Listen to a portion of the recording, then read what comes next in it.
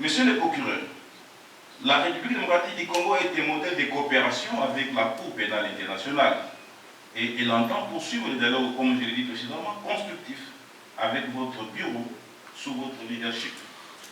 Cette rencontre que le président de la République a voulu ici au Palais de la République sera désormais gravée dans l'histoire, les pages de l'histoire de cette longue et fructueuse coopération au service de la justice pénale internationale.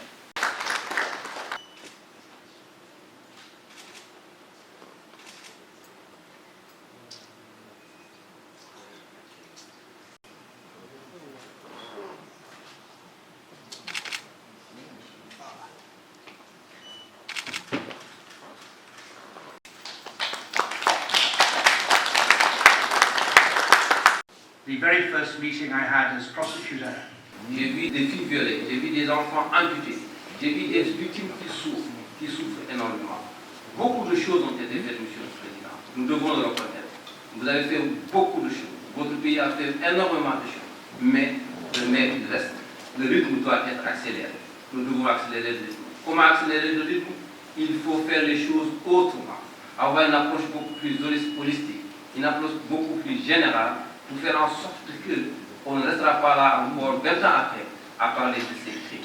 Des solutions beaucoup plus imaginatives qui nous interpellent et nous sommes prêts à travailler avec vous afin que nous arrivions à mettre en place cette nouvelle dynamique. Si nous faisons ce que nous pouvons, si nous pourrons enfin nous regarder en face, parce que nous aurions fait notre devoir. Nous devons travailler ensemble dans cette nouvelle dynamique collectivement pour faire mieux. Voilà le sens de mon discours, voilà pourquoi je suis ici. Je vous remercie encore une fois pour tout, pour l'accueil, pour l'assistance, pour tout ce qui a été fait pour nous durant ce voyage. Et je vous remercie.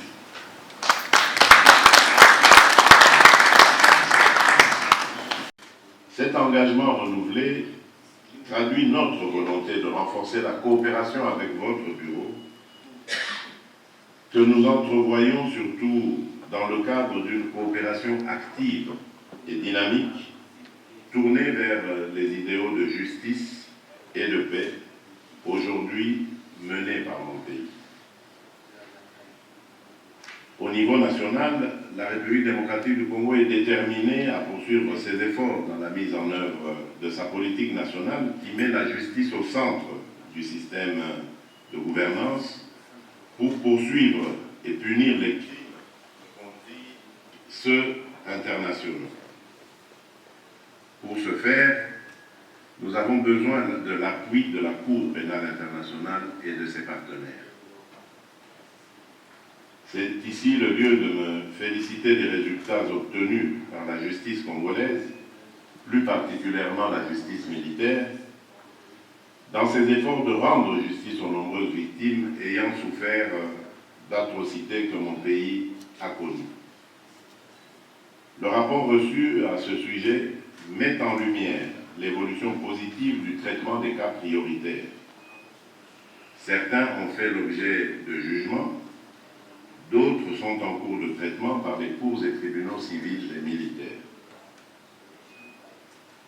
Je voudrais particulièrement remercier tous les partenaires qui ont apporté une assistance technique à la justice congolaise dans le traitement de ces cas et dans tant d'autres procédures judiciaires.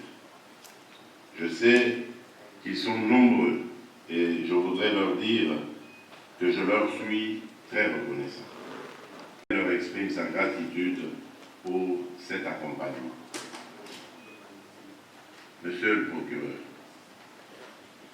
tel qu'évoqué précédemment, le défi de l'efficacité de la justice pénale internationale face aux enjeux mondiaux contemporains appelle avant tout à un renouvellement du soutien des États membres, des organisations internationales ainsi que de la société civile à la Cour.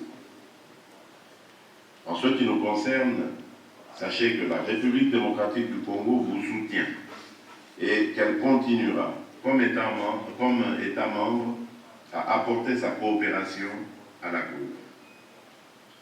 Je me réjouis ici de l'initiative que vous avez prise devant l'Assemblée des États partis en décembre dernier, dans le cadre du droit d'accès à la justice consistant à approcher la justice des justiciables, dans la prise en charge judiciaire des cas matériellement et techniquement possibles d'être gérés par les États, comme stratégie de distribution efficace et rapide de la justice, et spécialement au profit des victimes. C'est une vision que je partage et que je continue à appuyer au niveau national et africain. Je vous remercie. Thank you for your question. As many of you know, Regardez, comprendre. Parce que la situation a été renvoyée à la Cour depuis 2020. Depuis lors, beaucoup de choses ont été faites. Ces choses ont été faites au niveau national. Mais la réalité simple est que les crimes sont encore en train d'être faits. La réalité simple est que nous devons changer de manière de faire, nous devons adopter de nouvelles approches, nous devons adopter une approche beaucoup plus dynamique, une collaboration, une approche beaucoup plus collaborative avec toutes les parties prenantes, pour qu'on ne reste pas encore 20 ans après à parler de ces crimes. Que le MOU qu'il vient de signer, ce n'est qu'une partie de cette nouvelle approche que nous allons mettre en place. Voilà d'une manière générale résumé ceci.